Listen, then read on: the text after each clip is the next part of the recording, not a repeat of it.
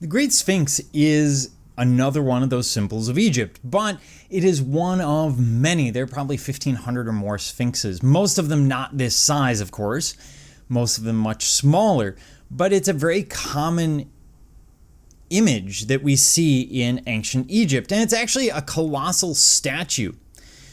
And it's carved out of a stone outcropping, or the original is a stone outcropping that happened to be on the site.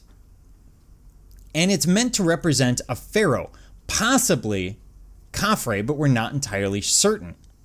What we do know is that we have a human head on a lion's body, giving that sense of courage, bravery, and strength of the lion with the rationality, the knowledge of a human. And this is often associated with the sun god.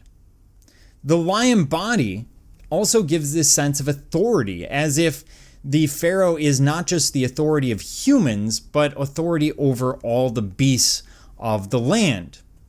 Now, originally it was found buried, and this is not surprising. We're on the eastern side of the Sahara Desert, so pretty much everything is going to be buried in sand at some point.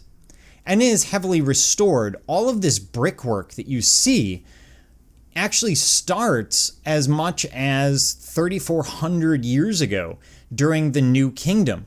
They are constantly restoring it. Now, some people look at this and see water erosion. That would be mistaken, because at the end of the day, you have to understand the Sphinx exists in the world's largest sandblaster, which is the Sahara Desert.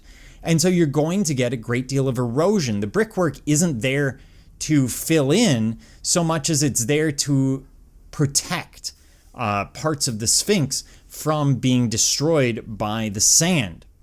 As I said, this imagery of the Sphinx is quite common. Now, there is a legend that Napoleon shows up and decides to take target practice on the Sphinx. And as much as I dislike the French, as a rule, and Napoleon, although his dessert is delicious, at the end of the day, he probably didn't do it.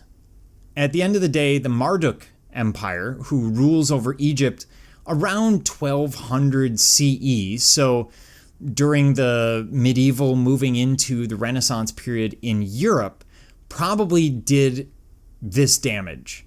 They were known to dislike a lot of what was ancient Egypt for a wide variety of reasons, but I can't blame this one on the French. I can, however, blame a lot of other things on the French, and I do so in other classes when we're talking about the French on a regular basis.